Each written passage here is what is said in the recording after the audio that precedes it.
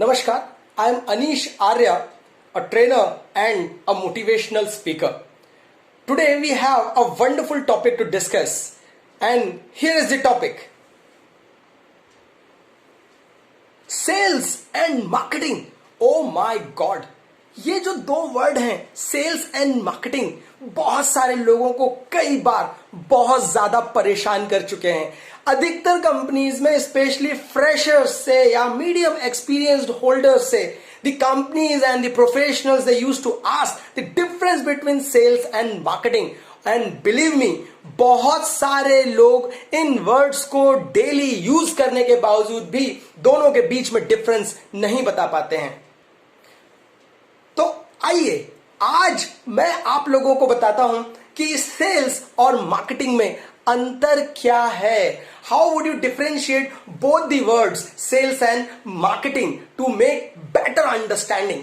Simple भाषा में अगर मैं बात करूं, सेल्स का मतलब क्या होता है? बहुत ही सामान्य सी बात है. अगर मैं कोई प्रोडक्ट या कोई सर्विस खरीदना चाहता हूं तो उसको खरीदने के लिए मुझे कुछ पे करना पड़ेगा. That's right. और वो जो मुझे पे करना पड़ेगा वो किसी ना किसी देश की कोई ना कोई करेंसी होगी, और वो जो अमाउंट मैं पे करूंगा, उस अमाउंट को पे करने के बाद जो भी कंपनी जो प्रोडक्ट या सर्विस आपको सेल करना चाहती है वो उसकी ऑनरशिप आपके नाम पे ट्रांसफर कर देगी. जैसे ही प्रोडक्ट आपके पास आया और अमाउंट कंपनी के पास चला गया, इसका कुछ ना कुछ लिखित हिसाब किताब भी होना चाहिए. So that means there is a bill और इनवॉइस जनरेटेड. ये जो बिल और इनवॉइस है यही ये प्रूव करती है कि सेल्स हुई है. दैट मीन्स कि अगर मैं किसी कंपनी में सेल्स प्रोफाइल में डील करने वाला हूं तो इसका मतलब ये होगा कि मैं रिस्पॉन्सिबल होने वाला हूं डायरेक्टली उस कंपनी के प्रोडक्ट या सर्विसेज की ऑनरशिप चेंज करके रेवेन्यू जनरेट करने के लिए. अब हम लोग बात करते हैं मार्केटिंग की. भाई मैं किसी प्रोडक्ट या किसी सर्विस को ऐसे ही बाय कर लूंगा. मान लीजिए मैं आपके पास आता हूं और आप मुझे पहली बार मिल रहे हैं, आप मेरा नाम पहली बार जानते हैं, और जो प्रोडक्ट या सर्विस मैं आपके पास लेकर आ रहा हूं उसे भी आप पहली बार सुन रहे हैं. तो क्या आप उस प्रोडक्ट को बाय कर लेंगे?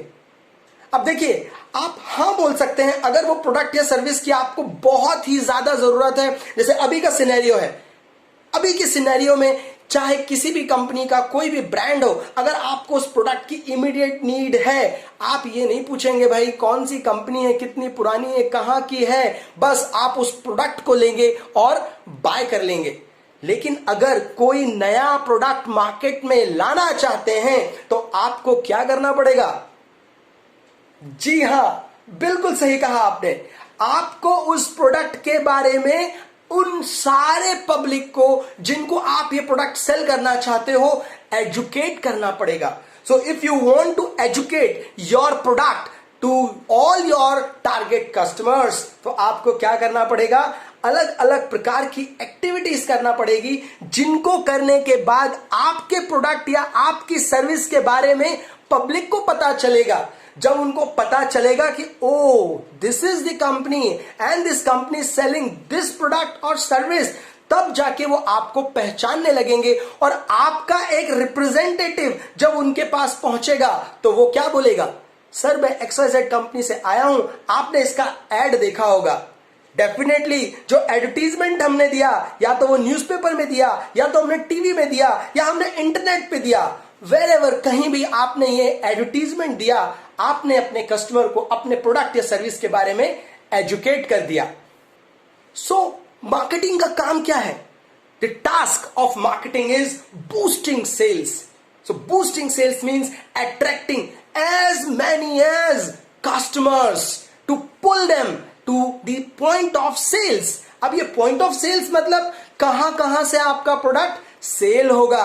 वो प्लेटफॉर्म ऑनलाइन होगा, ऑफलाइन होगा, कोई शॉप होगी, कोई बड़ा मॉल होगा, कौन सी जगह होगी जहां से वो प्रोडक्ट खरीदा जा सकता है. तो आप जब अपने प्रोडक्ट की मार्केटिंग करेंगे तो आप कस्टमर को अट्रैक्ट करेंगे ताकि वो आपके इन पॉइंट ऑफ सेल पे पहुंचे और आपके प्रोडक्ट के बारे में इंक्वायरी करे. तो क्या केवल इंक्वायरी से काम हो गया? नो, अभी तो बॉस सेल्स की प्रोसेस स्टार्ट हुई है। Yes, whenever you get any enquiry, आपको उस enquiry को कन्वर्ट करना है in what? The revenues। और इस पूरी प्रोसेस को कन्वर्ट करने के लिए, कंप्लीट करने के लिए जो प्रोसेस हम फॉलो करते हैं, उस प्रोसेस को हम बोलते हैं सेल्स साइकिल, जिसमें आप कस्टमर को इंटरेक्ट करने के पहले की तैयारी करेंगे कि कस्टमर को प्रोडक्ट के बारे में बताना कैसे है, डिस्प्ले कैसे करना है।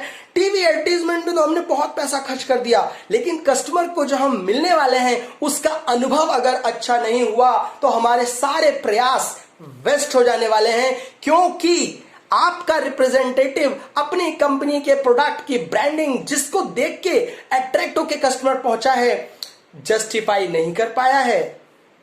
तो देखिए, जिस प्रकार से कस्टमर आपकी शॉप पे पहुंचा और आप उसको सेटिस्फाई नहीं कर पाए, वो कोई और प्रोडक्ट खरीद के चला गया, तो आपके किए हुए सारे प्रयास विफल हो गए।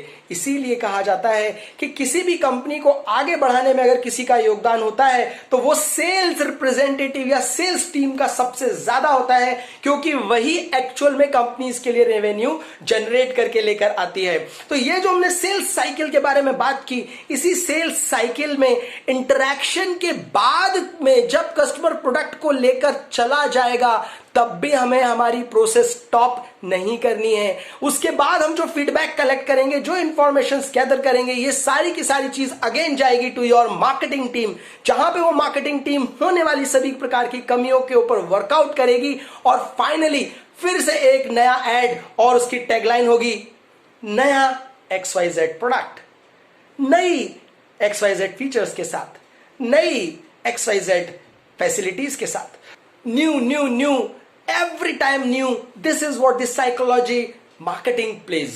So hope you have understood the difference between sales and marketing। And believe me, sales और marketing दोनों को अगर हम सामान्य भाषा में कहें तो दोनों का चोली दामन का साथ होता है।